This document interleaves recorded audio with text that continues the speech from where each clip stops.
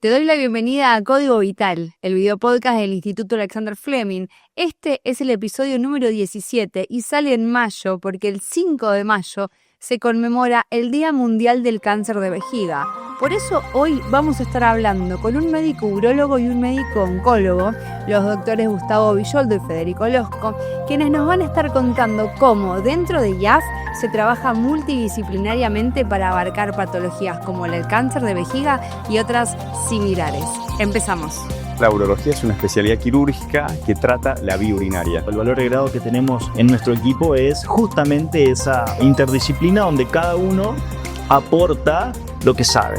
El conocimiento es gigantesco. O sea, no hay manera de abarcarlo en su totalidad. Entonces, sí o sí necesitas del otro. Lo que busca la inteligencia artificial en salud es solucionar problemas. El departamento de imágenes está desarrollando algoritmos propios hechos acá en Fleming para asistir al radiólogo para, hacer un diagnóstico mejor. Creo que la personalización en los pacientes tiene un rol hoy protagónico. Y hoy sabemos que si vos sos un paciente que tenés este problema puntual y tenés una mutación en un gen, yo tengo un fármaco para darte.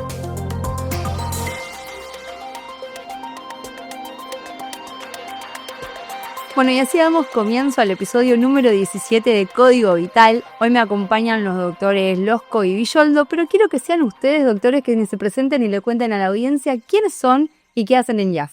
Ok, bueno, arranco primero. Mi nombre es Gustavo Villoldo, soy urólogo y trabajo hace ya muchísimos años aquí en Alexander Fleming, dentro de un grupo de urólogos que hacemos casi exclusivamente uro-oncología.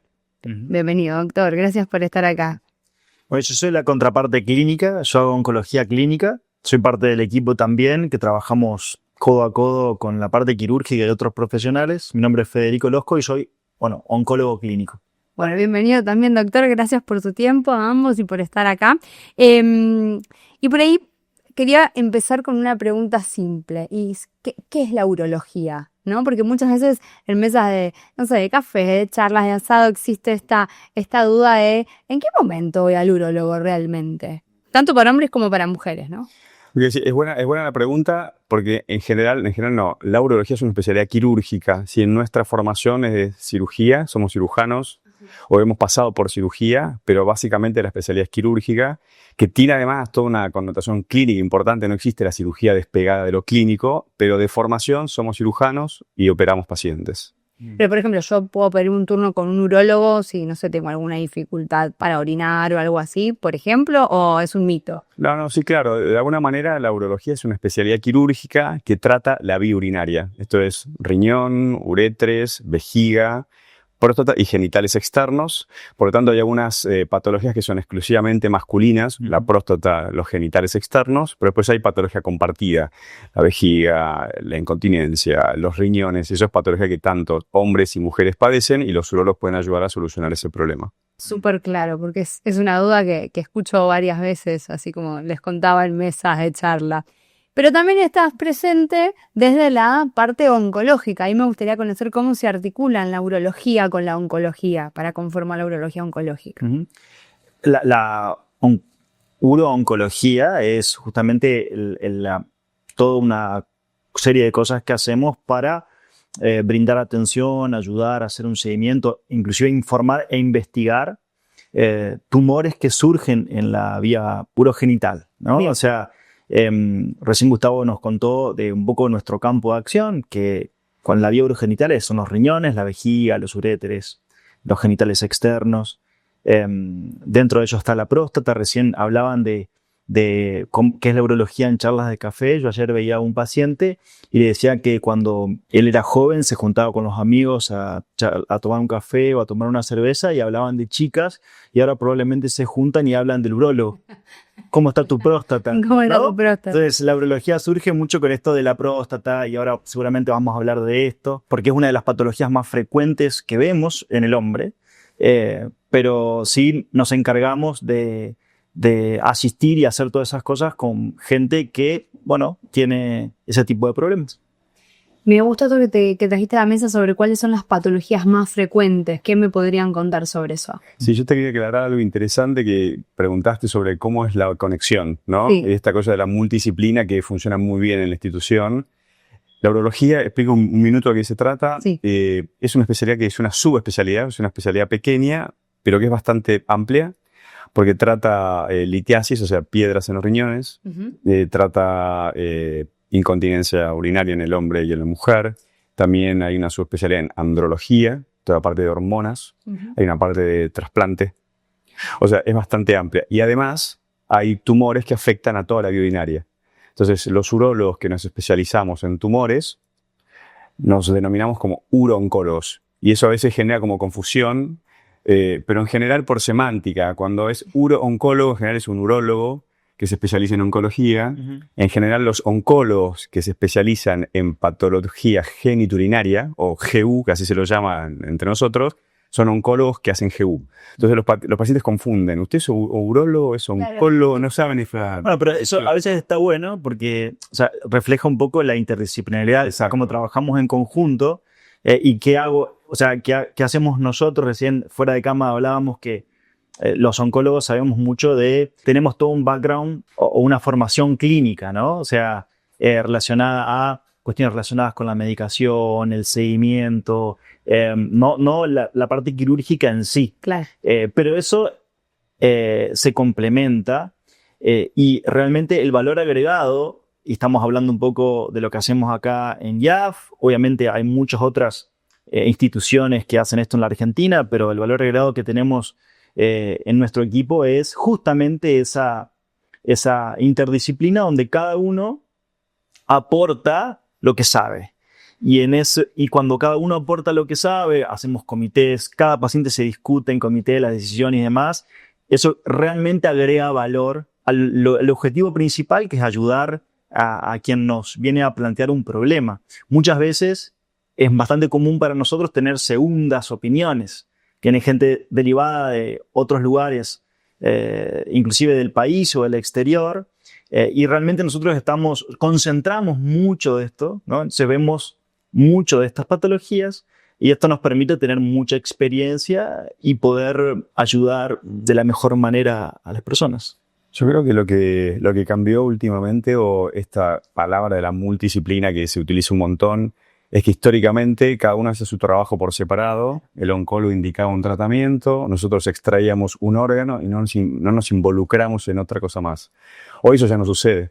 Hoy un poco los tratamientos oncológicos y quirúrgicos están mezclados, no están separados, y hay que definir estrategias. ¿Quién empieza primero? ¿Quién opera después? Entonces es bastante común que cuando trabajas en equipo en serio, que es lo que hacemos acá, podamos discutir. Quizás yo no voy a hacer elecciones de medicamentos, eso le toca a Federico, pero sí planificar la estrategia.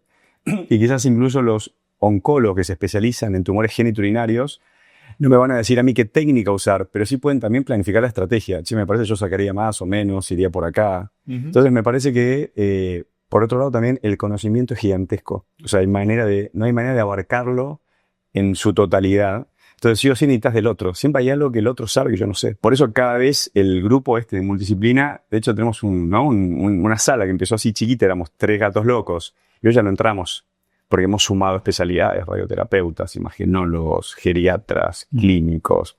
Entonces como que cada vez hay más drogas, más tratamientos, con más toxicidad. Y también hay más tecnología quirúrgica, entonces también requiere como mucho más entrenamiento. Así que bueno, sí es entretenido, pero bueno, ya nadie tiene el conocimiento absoluto. Necesitamos siempre el otro. Eso siempre es en beneficio para el paciente, porque terminas dándole como una opinión institucional. No es una opinión individual, no es lo que yo opino. El comité opina esto, y siempre eso para el paciente es de muchísimo valor. ¿Y esos comités se realizan por cada paciente o hay una periodicidad donde se realizan esos comités? Bueno, ahí no... Lo hacemos todos los viernes. Exacto. Todos los viernes. Todos los viernes. Sí, ahí se discuten prácticamente todos los pacientes que vemos en la unidad, pero lo verdaderamente valioso también es que hacemos comités abiertos a otras instituciones. Una vez por mes formamos parte de un proyecto que se llama Proyecto ECO, que nació en Albuquerque, en Estados Unidos, y se extendió a todo el mundo. La gente de tumores digestivos empezó esto y nosotros nos sumamos, donde abrimos la posibilidad de que médicos o instituciones del país y de otros países también, tenemos un paper publicado de hasta dónde llegamos, o sea, llegamos hasta creo que Centroamérica, y el lema de esto es trasladar el conocimiento a las personas, ¿no? Claro. Cómo nosotros podemos apoyar junto con el expertise del grupo a conductas que pueden ser hechas en su lugar de origen. O sea, resolver problemas por parte del equipo médico que está presentando el caso, o eventualmente a veces decidir su traslado a nuestra institución para solucionarlo, ¿verdad? Claro. Pero eso sí se hace todas las semanas, ¿sí? Y estos eco se hacen una vez por mes. Una vez por mes los ecos y los comités todas las semanas. Sí, y en general ahí es donde se plantean, son los casos más difíciles de resolver, donde no hay una evidencia sólida y firme, sino donde hay muchos de estos casos donde también hay mucha cosa de opinión personal, esto de como del arte de la medicina. Como que y donde tienen que interaccionar, ¿no? No es que hay una bajada de línea rígida y estricta, hay algunas cosas de flexibilidad. Tampoco podemos hacer siempre lo que uno quiere y lo que le parece, sino que hay trabajos que evidencian que esto es mejor que lo otro, entonces esa es la dirección. Pero después hay que adaptarlo a la realidad de los pacientes, Eso. al acceso, a en qué sitio se encuentran. No es lo mismo el acceso de un paciente en Capital Federal que otro que vive en La Quiaca. Entonces creo que esta posibilidad de manejar la virtualidad, y eso lo mejoramos con la pandemia, o sea, como de algo malo salió algo bueno. Entonces no importa en qué lugar del mundo estemos, pues la verdad que nosotros viajamos un montón por trabajo, nos conectamos. O tratamos al menos. Entonces, bueno, siempre está nosotros y bueno, en eso, pensá que es imposible que, ¿cuántos somos? ¿15? Más o menos. Es imposible que cada uno de los 15 presenten todos sus pacientes en una hora. No. Entonces dejamos reservados los casos más difíciles, más complejos, más problemáticos, donde necesitas como el apoyo institucional. Entonces, bueno, nada, ahí es donde volvemos a hablar y es donde resurge el valor de la multidisciplina de estas reuniones que tenemos cotidianas. Y además son reuniones entre amigos, ¿no? Bueno, llevamos bien y esto permite que gente que a lo mejor no podría viajar a Buenos Aires o que son oncólogos generales, que no tienen el conocimiento fino y pequeño de la última información que salió hace 3 días, que obviamente ellos sí lo tienen, o nosotros en general lo tenemos, podemos ayudarle. Este paciente puntualmente en esta situación necesita esto. Y bueno, y ahí colaboramos. A veces pueden tratarse allá, a veces los traemos para aquí, a veces se operan allá, a veces los operamos acá. Es como bastante versátil. Muy bien. Y te trajiste a la mesa un tema importante que es la innovación, ¿no? Los nuevos conocimientos, nuevos tratamientos, tecnologías. ¿Cómo ven eso al día de hoy? ¿O qué cosas pudieron recoger tal vez de sus viajes, de sus congresos y demás que pueden servir para contarle a la audiencia? Así como está Argentina con respecto a... Argentina, IAF. Mira, yo creo que desde el punto de vista quirúrgico, hablo si querés más, creo que por una cosa tremenda explosión de desarrollo de fármacos, que eso explotó últimamente. La urología es una especialidad bastante tecnológica, está bastante tecnificada. Y esto arrancó con patología no oncológica para romper piedritas. Y hay de lo que quieras, láseres, endoscopios que se meten por distintos sectores del cuerpo, que se doblan. La oncología no fue la excepción, tardó quizás un poco más, pero hoy tenemos tecnología con mínima invasión, que posiblemente es la máxima tecnificación que podamos pedir, es cómo podemos acceder a operar pacientes con la menor morbilidad o la menor incomodidad para los pacientes, con pronta recuperación, con menor pérdida sanguínea y con externación temprana, esto del giro cama rápido. Bien. Los operamos, que se vayan rápido a la casa y que prontamente estén retomando su vida normal.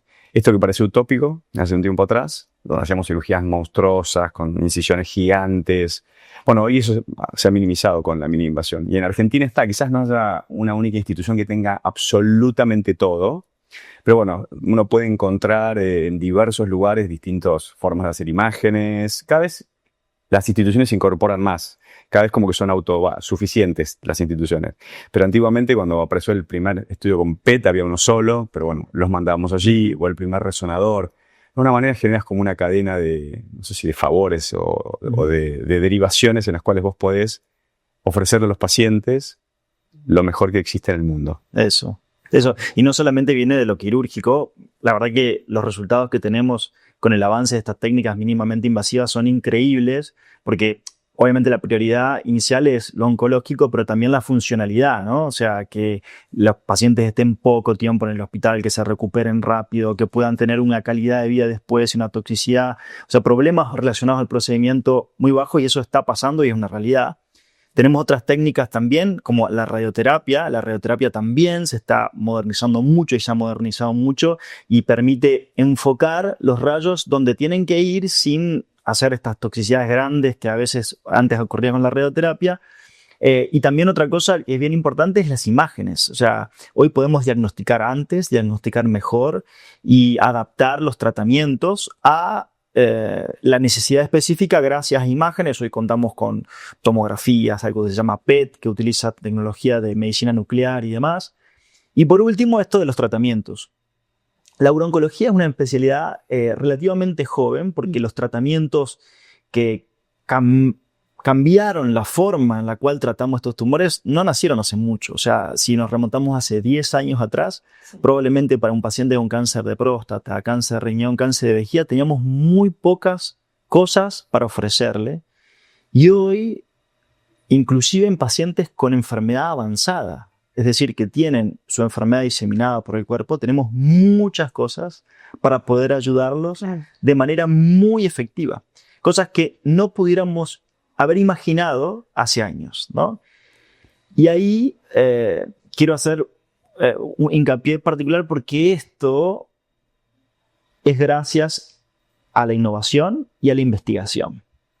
Y nosotros en la unidad y en Fleming estamos comprometidos con la investigación clínica, que significa probar nuevos fármacos o nuevas estrategias terapéuticas en pacientes, que abre un abanico muy grande de posibilidades para acceder a los pacientes a nuevos tratamientos que quizás en la práctica habitual, en su cobertura, no lo tienen, que la ciencia pueda avanzar, porque todos los fármacos que hoy la gente que tiene estos problemas usan, en un momento estuvieron dentro de un ensayo clínico, y a los médicos para tener experiencia con estudiar, y Argentina tiene un desarrollo de investigación clínica muy, muy grande.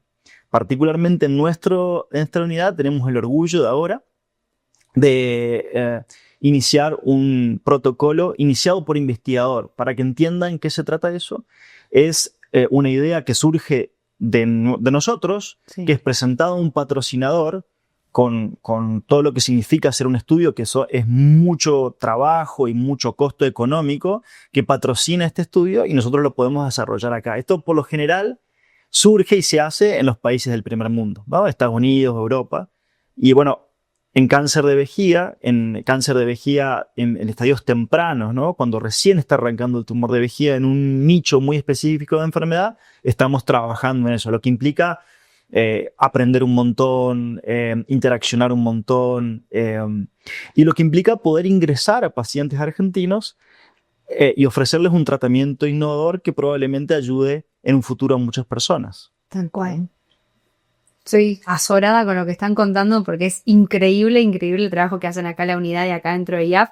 Y hablando de innovación, que me parece clave esa palabra, hoy también está cobrando mucha relevancia lo que es la inteligencia artificial. Entonces, por ahí quisiera preguntarles a ustedes su visión sobre la inteligencia artificial como soporte para los médicos. Bueno, ¿qué opinan al respecto y si la utilizan o no? Por la persona indicada por hablar de eso somos Fede, está súper involucrado con inteligencia. Bueno, ahí justo contales inicialmente, antes estábamos hablando de que estamos planeando una actividad en unas semanas sobre esto para hablar justamente de lo que estamos haciendo nosotros y qué es lo que proyectamos con inteligencia artificial. Hoy es todo inteligente, ¿no? Todo es inteligencia artificial y vemos, pero básicamente lo que busca la inteligencia artificial en salud es solucionar problemas. Y vaya que es un lugar donde hay problemas para solucionar, ¿no? Particularmente en Fleming, donde estamos trabajando es la aplicación de algoritmos de inteligencia artificial para interpretar mejor las imágenes. Hay una imagen que es bien compleja y que nos sirve mucho en una patología que es el cáncer de próstata, que es la resonancia prostática. Entonces, dentro de la unidad, de hecho, el departamento de imágenes está desarrollando algoritmos propios hechos acá, en Fleming, para leer resonancias de próstata, para leer mejor, para delimitar mejor el volumen de la próstata, para asistir al radiólogo que lee estas imágenes para, bueno, o sea, hacer un diagnóstico mejor. Y también lo que estamos involucrados muchos es en el uso de modelos de lenguaje, dígase ChatGPT o lo que quieran. Recién Gustavo decía algo que hoy es imposible estar al tanto de toda esa información, y justamente dentro del servicio estamos haciendo pruebas para evaluar modelos de lenguaje. Hace poco pasó el CIO, el Simposio de Informática Oncológica. Personalmente yo participé, pero como parte de la unidad ahí también, contando cómo evaluar modelos de lenguaje, cómo utilizarlos en la práctica clínica. Y creo sí que eso va a tener un gran impacto en la práctica médica, siempre teniéndolo en cuenta como una herramienta De para soporte. ayudar, ¿no? Claro. Herramienta para ayudar. Creo yo que ninguno de la gente que nos está viendo le gustaría atenderse con un robot, ¿no? Pero sí quizás que ese robot asista a, digo robot, Sí, y claro. nos imaginamos a, Claro. digo, o ese algoritmo o esa inteligencia artificial asista a la persona o el equipo que está queriendo tomar la decisión para que, bueno, tenga todas las herramientas posibles para que pueda ayudarlo. Es fundamentalmente para interpretar con mayor precisión algún tipo de resultado y ser más certero en algún tipo de diagnóstico. Totalmente. ¿Ser por ahí? Y creo que con las imágenes ha sido algo que revolucionario y me parece que también en los diagnósticos anatomopatólogos también. O sea, el patólogo siempre pone el ojo y hace un diagnóstico. Y hoy hay mucho recurso metido en la inteligencia artificial para la mejora, para disminuir el error médico que ocurre, no porque uno haga las cosas mal, sino porque el ojo interpreta cosas distintas. Y entonces, por todos estos algoritmos y estos patrones repetitivos, es posible predecir respuestas a fármacos, a tratamientos, o qué tumor es más agresivo que otro. Siempre nos seguimos basando en algunos como factores bastante clásicos y como que viejos. Y hoy la inteligencia artificial es capaz de identificar en el tejido cosas que nosotros quizás no, y puede generar este algoritmo de predicción un poco más exacta. Bien. Y esto no es para reemplazar a ningún profesional. No. Sí. Digamos, hay todo un tema cuando, puede ser que los patólogos no van a trabajar más, o los No. genólogos. Creemos que no, creo que va a ser algo que va a complementar, que los va a ayudar. Pero sí, claro, todas estas herramientas tecnológicas creo que van a cambiar, están cambiando. Hay también saber que hay todo un periodo de aprendizaje en su utilización. No es tan fácil como que... Soplar y hacer botellas, como quien diría. Exacto, hay todo un concepto, los pacientes nos preguntan, bueno, si esto es con inteligencia artificial, no, guarda, hay que aprender a usarlo, también se equivoca, los modelos son un poco mejores, pero no son exactos, no son perfectos, hay que testearlos. Así que, pero sí, hay toda una etapa de revolución importante, ¿no? De mucho cambio. Totalmente. Y volviendo a las patologías, ustedes a lo largo de este podcast mencionaron vejiga, mencionaron riñones, mencionaron próstata, así que intuyo que son por ahí el top 3 de las más comunes. ¿Qué le podrían decir a la audiencia al otro lado sobre por ahí recomendaciones de detección precoz o a qué signos y síntomas prestarles atención para concurrir al médico? Y no buscar en Google, por favor. O sea, deberíamos elegir, empezamos por próstata, que sería como el más frecuente. Bueno, mira, si queremos hablar un poco de prevención, screening, como así se llama en próstata, es como para estar 3 horas hablando. No. Pero tratando de hacerlo muy, muy resumido, y debería contar un poquito la historia para ver dónde estamos hoy posicionados. Antiguamente los pacientes se diagnosticaban con enfermedad avanzada porque no había ningún marcador, ningún análisis de sangre que los pacientes podían hacer para identificarlo. Se hacía la famosa tactación rectal. Era solamente tacto y en general cuando vos tocabas ya eran tumores grandes y localizados. Eso cambió desde que se descubrió el PSA, que es una proteína que se dosa en sangre, es muy fácil, ¿sí? Y durante muchos años se utilizaron las dos cosas, el PSA y el tacto, hasta que en el 2009 hubo 2 publicaciones de estudios, especialmente uno en Estados Unidos, que determinó que el PSA no servía. Entonces en Estados Unidos se dejó de cubrir el PSA. Entonces los pacientes dejaron de hacerse PSA. Lo que hizo que después de varios años aumentara el diagnóstico de pacientes con enfermedad avanzada de vuelta. Es como que fue un paso para atrás. Es muy técnico, tiene algo de lógica lo que hicieron. Lo real es que después cambiaron la recomendación y empezaron de vuelta. Entonces se empezó a hablar de como un testeo inteligente, un smart screening. Entonces me parece que también un poco de mea culpa urológica durante muchos años screeneamos, se dice como le pedimos de más a los pacientes y muchas veces lo que pasa es diagnosticamos, y esto es difícil de explicar, pero hay algunos tumores que son poco agresivos, los llamamos indolentes, que lo ideal es ni saber que uno lo tiene, porque los pacientes no van a fallecer de ese tumor, van a fallecer de otras cosas, pensando que esto afecta en general a pacientes de más de 65 años. Ahora hay como una tendencia a diagnósticos más precoces, no sabemos bien por qué, hay alguna explicación, pero en general esos pacientes fallecen de otro lado. Así que hoy posiblemente hemos achicado un poco, porque los pacientes dicen, no, pero yo me quiero controlar, es verdad. Pero hay que tratar de hacerlo en forma inteligente, un poco por los recursos. Digamos, los recursos no son ilimitados. No podemos gastar demasiado dinero en cosas, por eso después falta para otras cosas importantes. Entonces creo que uno tiene que tratar de diagnosticar a los pacientes que tienen más chances de tenerlo. Hay que identificar la población etaria, los factores de riesgo, si tuvieron antecedentes familiares, si tienen antecedentes oncológicos en la familia. Entonces hay ciertas recomendaciones que deberían hacernos a nosotros inteligentemente seleccionar a quién sí y a quién no. Bien. Más allá que siempre termina siendo como voluntad del paciente, porque si viene un paciente y se me planta en el consultorio y me dice yo me lo hago igual, Claro. ok, pero yo tengo que darle esta explicación. Claro. Porque lo que generas con eso es que si diagnosticas un tumor de estos que son, como te digo, poco agresivos, hubiera estado bueno que ni supiera. Porque a lo mejor se hubieran diagnosticado 7 u 8 años después y se evitaba 8 años de angustia, Claro. que también tiene un impacto negativo en la calidad de vida. Cada vez que te haces, no como dicen, el que ve, se quema con leche, verá que llora. Tal cual. Entonces, cada vez que se hace un análisis de sangre, hay crisis de estrés, de ansiedad, ataques de pánico, aumenta la medicación psiquiátrica. Digo, esto pasa. Sí. Entonces, lo ideal sería tratar de ser justo. Así que posiblemente esa sea la recomendación más importante en pacientes con patología de próstata que tienen más de 50 años. Esa es la recomendación. Después de los 50, si no hay ningún antecedente en la familia, tienen que ir a ver a un urólogo, que somos los que en general iniciamos los chequeos, o algún médico en general, pero los urólogos nos especializamos en eso. Y los pacientes que tienen antecedentes de cáncer de próstata familiar o que tienen sospecha, empiezan a los 40, 10 años antes. Perfecto. Súper claro en cuanto a próstata. Vejiga.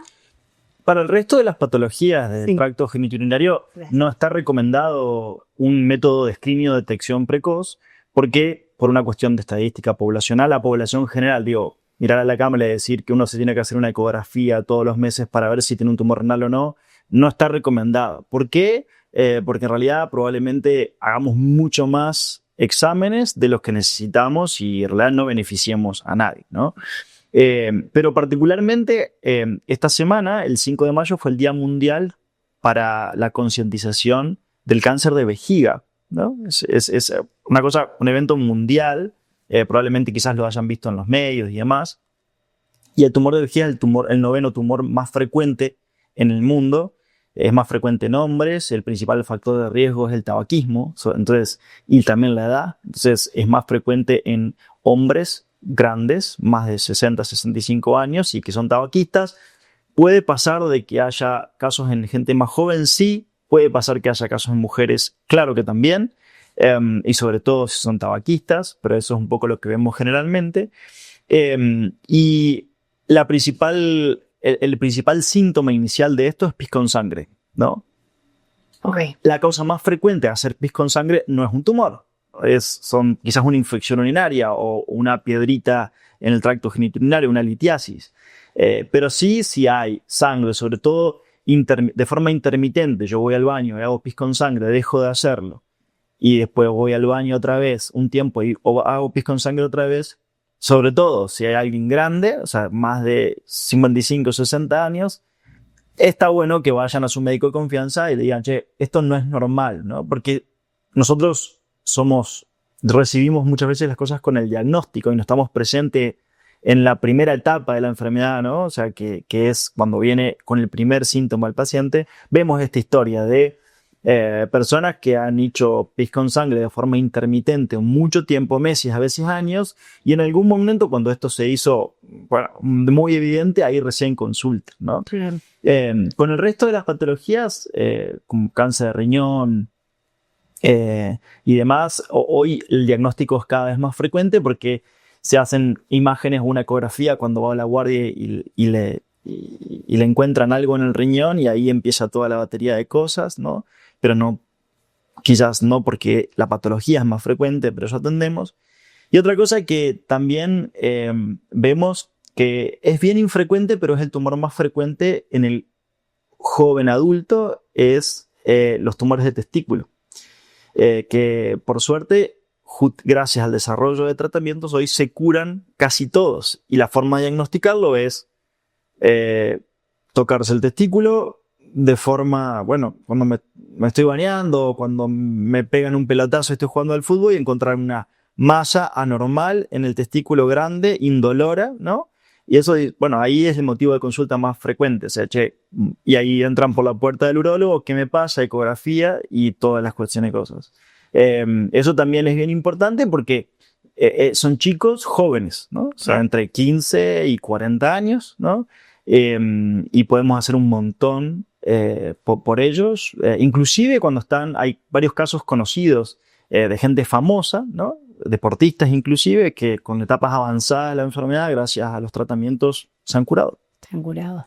O sea que un consejo podría ser: no normalicemos ningún síntoma anormal, consulta al médico. O sea, no dejes estar, como si pis con sangre, alguna masita que te encontrás en una palpación, ir al médico. Lo que decía Gustavo es importante, porque nosotros no queremos alarmar a nadie. No queremos decir de que después de este podcast o en un diario de una noticia diaria y demás salgan corriendo y todo el mundo se tiene que hacer estudios y demás. No. O sea, el mensaje a la población general tiene que ir desde la salud, ¿no?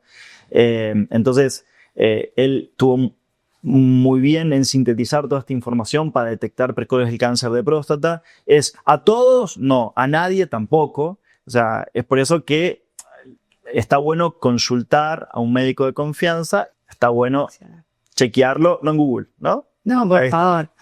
Pero en Google, siempre con especialistas. ¿Sabes por qué también me parece importante? Porque las recomendaciones van cambiando con lo largo de los años. Por eso un poco lo que conté esta historia de próstata. Pero con respecto a vejiga, por ejemplo, que vos contabas, Fede, que claro, el síntoma más frecuente es que los pacientes orinen con sangre. Eso se llama hematuria, ese es el término técnico.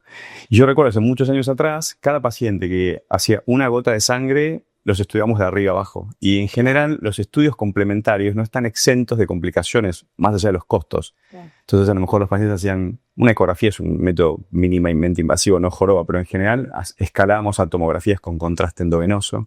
El contraste puede tener daño en los riñones, es raro, pero puede pasar. Le hacíamos endoscopías, como las digestivas, pero por adentro de la vía urinaria, en el pene en la mujer, en el hombre o en la uretra en la mujer, que no están exentos de infecciones, dolores, complicaciones, que se cierre la uretra. Entonces hoy aprendimos que categorizamos a los pacientes por riesgos, en función a la edad, el sexo, los antecedentes tabáquicos o los antecedentes familiares. Entonces hoy no le hacemos a todos lo mismo. Y esto quizás entra en juego como una nueva palabra, que la traigo, no sé si va a venir después en la pregunta, que tiene que ver con la personalización. Antes a todos los pacientes les hacemos lo mismo, es como dicen en inglés, one size fits all, ¿no? Es como que a todos el mismo zapato. Y hoy eso ya lo hemos dejado de hacer desde ya bastante tiempo atrás. Eso tiene que ver con que hemos entendido que hay distintas categorías de riesgos, porque los pacientes son distintos, las enfermedades son las mismas, porque hablamos mucho de que los tumores son heterogéneos. Y eso quiere decir, un poco para que la gente entienda, que no son iguales. Y eso los pacientes que dicen, pero mi vecino tiene un tumor que le hicieron esto y anduvo bien, y a mí me hicieron esto y anduvo mal. Claro, eso no siempre depende ni siquiera del paciente, porque, a ver, uno puede controlar sus factores de riesgo. Puedo bajar de peso, puedo dejar de fumar, puedo ir al mejor médico, al mejor oncólogo. Lo que no puedo hacer nada es si tengo un tumor de los más malos. Claro. O si tuve la fortuna, si existe una fortuna en tener un tumor, es que me haya tocado, por suerte, el tumor de los más buenos. Entonces, eso es algo biológico del tumor, que hay que ponderarlo, hay que ponerlo en la ecuación, hay que ponerlo sobre la mesa. Entonces, no es lo mismo un tumor de los más bonitos de un tumor de los más malos. Entonces, acá uno baja la intensidad. De hecho, como te explicaba, hay algunos pacientes que podríamos no tratarlos, y hacerlos control. Porque ese tumor va a tardar años en dar un síntoma o en irse a otro lado. Entonces nos da tiempo. En cambio los que son malísimos, y ahí tenemos que ir con toda la artillería pesada, y ahí es donde más trabajamos juntos. Lo operamos, le damos quimio, lo irradiamos, hacemos de todo. Entonces creo que la personalización en los pacientes tiene un rol hoy protagónico, y eso le sumamos de la mano que hay nuevos fármacos que van además a sitios específicos. Eso quizás Fede puede contar mejor. Ellos hacen ese tipo de tratamientos, son tratamientos target o tratamientos al blanco. Antes se hacía quimioterapia para todos, hormonas para todos. Y hoy sabemos que si vos sos un paciente y que tenés este problema puntual y tenés una mutación en un gen, yo tengo un fármaco para darte. Y te va a ir mejor que si no lo tenés, o te va a ir mejor si yo no lo testeo y lo chequeo. Claro. Entonces también como eso también viene, bueno, como que esto viene de la mano de todo, de cómo educamos. Y a mí me parece esto que están haciendo es fundamental, porque nosotros los médicos es muy fácil educarnos. Vamos a congresos, leímos los papers. Yo creo que hay bastante desinformación en los pacientes, especialmente cuando hacen consultas iniciales a médicos más generales que quizás no tienen toda esta información. Como yo tampoco tengo toda la información general, pues somos súper especialistas. Claro. Entonces sabemos como mucho de nada, así seguimos. Y el resto sabe como un poco de todo. Exacto. Claro. Entonces, por eso también es importante las consultas tempranas. También es importante que los médicos generales también deriven a tiempo al especialista para poder dar una mejor opinión, porque el conocimiento es casi inabarcable.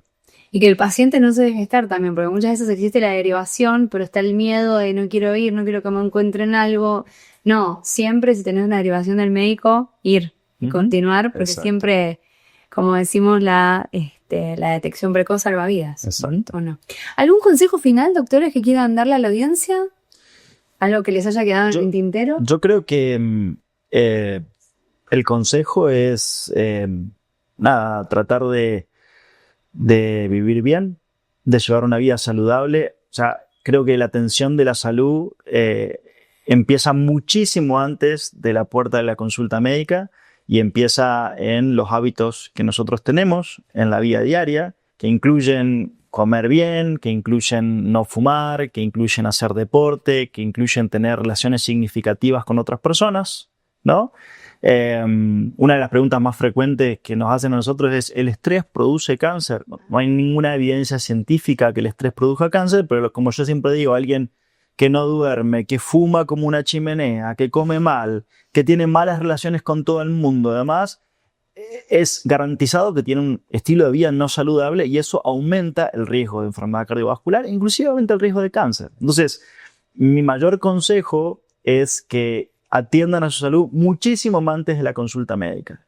Y en lo que respecta a la consulta médica, adhiero a lo que dice Gustavo, la consulta oportuna, buscar segundas opiniones, ¿no? O sea, sobre todo en problemas tan serios como los que tenemos nosotros, está bueno y es la regla buscar segundas opiniones. Eso. Sí, y yo si quería retomo para cerrar lo de las segundas opiniones. Y los pacientes cuando vienen acá, a veces, nosotros conocemos a muchos médicos que nos derivan, entonces me dicen, ¿pero puede no contarle a mi médico que vine a verlo a usted? Entonces hay como un miedo de enojo médico. Entonces esto es un mensaje para los pacientes que no deberían interesarle el enojo médico. Deben hacer segundas consultas, yo las hago. De hecho, a mis pacientes yo siempre les digo, anda a ver a otro urólogo, anda a ver al oncólogo, anda a ver al radioterapeuta, sacate las dudas, porque tenés distintas miradas. Y qué hacer, uno siempre está sesgado. Yo soy cirujano, a lo mejor en mi cabeza tengo una tendencia más a operar, el radioterapeuta más a... Entonces por eso siempre necesitamos... Los oncólogos son como los más justos, son como los jueces de la película porque tienen menos conflicto de interés, digamos. Claro. Entonces se jactan de ser más justos y nosotros le decimos que es así. Así se quedan contentos. Así que creo que ese es el consejo. Edúquense, lean y consulten, no se queden con la primera versión. Muchas gracias por haber estado en este episodio, doctores. Un placer haberlos escuchado. Gracias. Muchísimas gracias.